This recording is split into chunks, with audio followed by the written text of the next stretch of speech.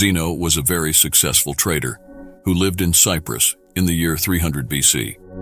While on a journey from Phoenicia to Piraeus, his boat sank alongside the entirety of his freight. In light of that solitary occasion, an occasion that was totally beyond Zeno's or alternately anybody's control, this extremely rich man unexpectedly became poor in a moment. Envision you were Zeno. How might you respond to as long as you can remember's work getting washed away for good by the sheer power of nature? Would you feel resentful, enraged, or as though life has betrayed you? For the vast majority of us, these would be generally ordinary responses. Be that as it may, not so much for Zeno, the dad of apathy. One little change endures an unending length of time, and one little reevaluating of your mentality can flow into bigger and more effective changes later down the line. Acceptance and indifference are central concepts in Stoicism. In the wake of perusing crafted by Socrates and other extraordinary rationalists, Zeno made and educated aloofness. As per Zeno, in spite of the fact that we don't have a lot of command over what befalls us, we truly do have control of what it means for us, and we should utilize this control to extraordinary impact. As opposed to fretting over nothing, or for this situation, suffocated merchandise, Zeno zeroed in on staying cool-headed over this present circumstance, keeping quiet and non-partisan, notwithstanding his issue. Today, individuals coincidentally view Stoics as individuals who can't be broken, individuals who don't frequently wait to the close-to-home limits, going through things like angry outbursts or episodes of nervousness. Yet, the first thought behind apathy was considerably more than that. Stoicism was a way of looking at, describing, and comprehending the world, not just a way to describe people who were emotionless. It was a lifestyle, and that lifestyle has gone on for quite a long time. Unemotional way of thinking can be applied to circumstances today, the same way it was applied millennia prior, and its advantages are comparably effective. Emotionlessness permits us to handle these pessimistic feelings from pessimistic encounters and transform them into the contemplations that provide us with a remarkable point of view of the world. Point of view is everything, and everybody on the planet has various encounters and consequently alternate points of view on things. The Stoics' general philosophy was well known because they met, discussed, and taught it in public. Because they were of the opinion that the Stoic principles could be of great benefit to everyone, it made no sense for them to conceal this knowledge within the four walls of a school or the courtyards of a palace. Subsequently, everybody from slave to head could learn and turn into an emotionless. Furthermore, they did. A portion of the world's most prominent Stoics incorporate Epictetus, which means gained, as he was once claimed as a slave, Seneca, who was a well-famous legislator, and Marcus Aurelius, a Roman ruler, and one of the most influential men to have at any point lived. The early Stoics tried to do they said others should do, staying away from all types of isolation and driving the battle against imbalance. They even concocted the word cosmopolitan, which in a real sense implies resident of the world. At the point when individuals hear that word now, we consider urban areas like New York, Toronto, Dubai, and London, in light of how assorted they are. The Stoics advocated for this kind of unity and cooperation.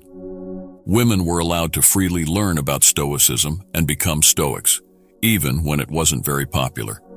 So for what reason do such countless individuals take on emotionlessness as a lifestyle? In a world brimming with unforeseen developments, our feelings will generally hinder things. In all actuality, we don't actually get miserable in light of the fact that awful things happen to us. We get miserable in light of the fact that unforeseen terrible things happen to us. Downpour is something worth being thankful for. It assists with watering our plants, gives water to animals, and keeps the temperature cool and moist. However, truly, when that foreboding shadow gets you outside without an umbrella, it's never a decent encounter. So for what reason don't we begin crying once it begins to rain? This is on the grounds that, albeit the circumstance is awful, we've figured out how to anticipate downpour. It is something that cannot be avoided. We have zero control over the climate. In spite of the fact that it sucks, the downpour passes and the light returns. In the same way, Stoicism teaches us to anticipate that everything bad that can happen will happen. Picture the most obviously awful result, and be content realizing it could work out. One of the apathetic activities is known as willful inconvenience, an activity pointed toward expanding sensations of appreciation. Eating nothing but potatoes for a few days, and taking cold showers instead of hot ones. Things like this. This exercise assists you with understanding that regardless of how hard it gets, you'll in any case make do and possibly flourish, assuming your attitude is correct. By having the option to endure these awkward circumstances, we in a roundabout way set up our psychological for future disasters. With the present status of the existence where notices are continually being forced on us, we're made to trust that on the off chance that we don't have the following, that we won't ever be blissful. This message is more significant now than any other time. We enter the world not knowing a lot of anything. We grow up being shown things at home, in school, and by noticing the world for ourselves. Truly, a great deal of times, each of the three of these wellsprings of information show us in various ways.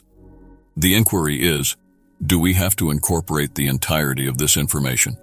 If we do, it's possible that we're setting ourselves up for life's challenges without realizing it, leaving us eventually disheartened and unsatisfied eventually.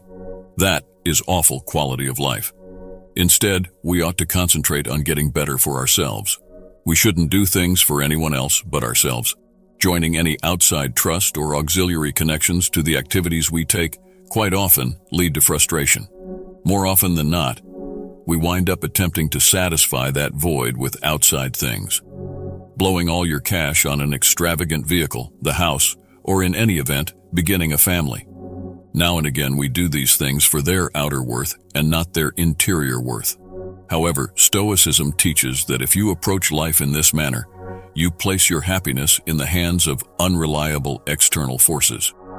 Vehicles quite often stall, cataclysmic events wipe away whole urban communities, and separation rates climb increasingly high every year.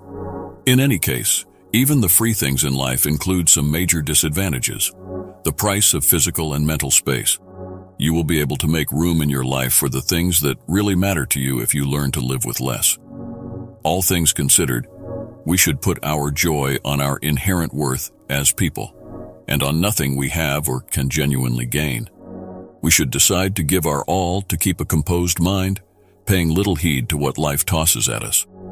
Since paying little mind to what it is we need, by the day's end, we have zero command over most of things that happen to us. Yet we really do have all the command over how we respond to those things. That is the polarity of control. The main rule in emotionless way of thinking. Stoics instruct that we should figure out how to isolate what we control from what we have zero control over. We want to decide our worth not from things we have no control over, but rather from the things we can. Endeavoring towards objectives is a decent quality. However, separating when those things don't turn out well for you is, in an unemotional perspective, pointless. Making YouTube recordings is, indeed, significantly simpler than being a Roman head. Yet it can in any case end up being testing once in a while, which takes a long time. Research that idea, discard it because it is bad, start over, create the video, edit it, and make the title, thumbnail, and everything else before uploading. You are in charge of everything up until the point where you click upload.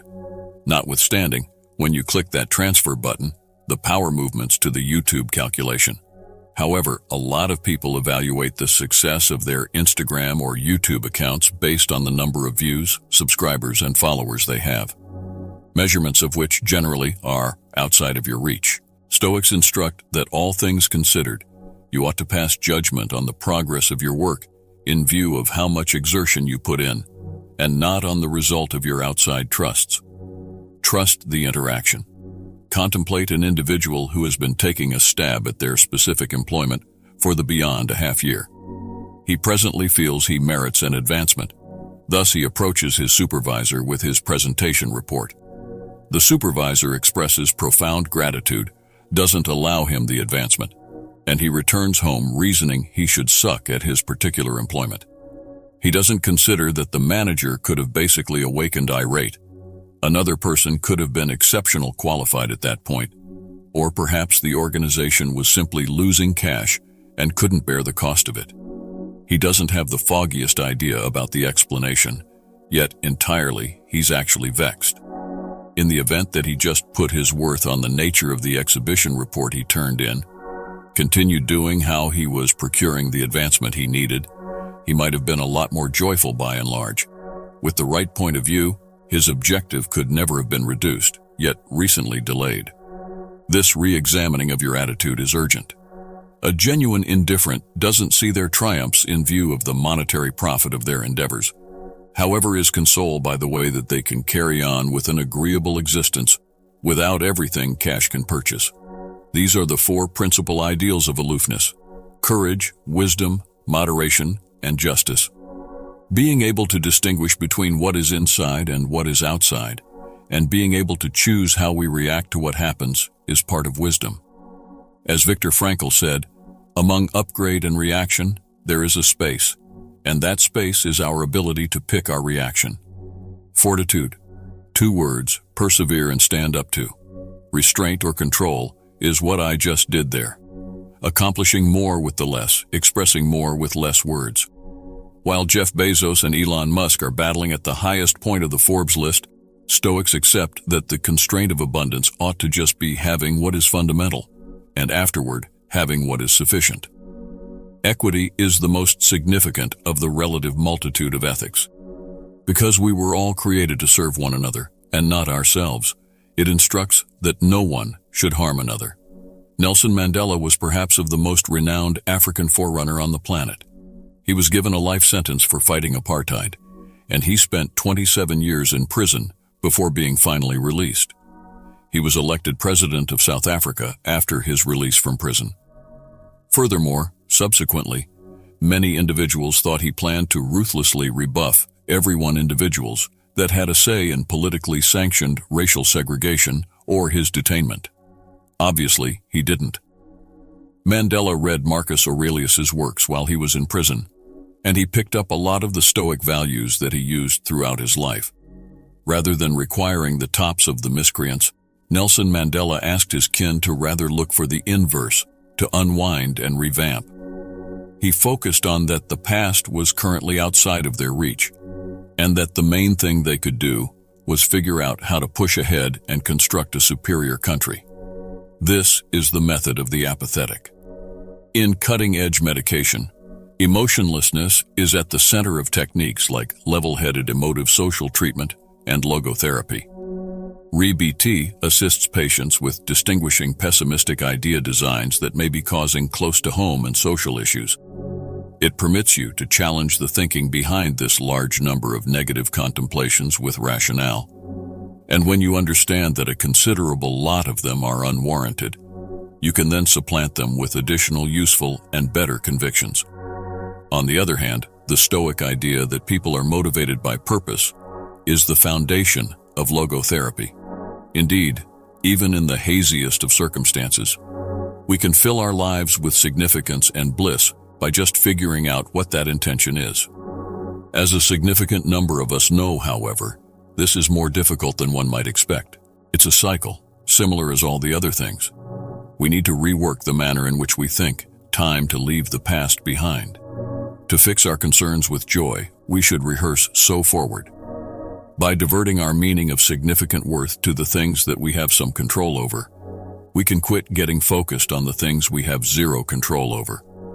Furthermore, in general, we can lead a lot more joyful and seriously satisfying life. Emotionlessness helps us steer through over a significant time span, rages into more quiet and more serene waters. And even if our ship sinks and all of us drown, we can rest assured that we lived a good life, albeit one that was shorter than we had anticipated. Since remember, everything has an end.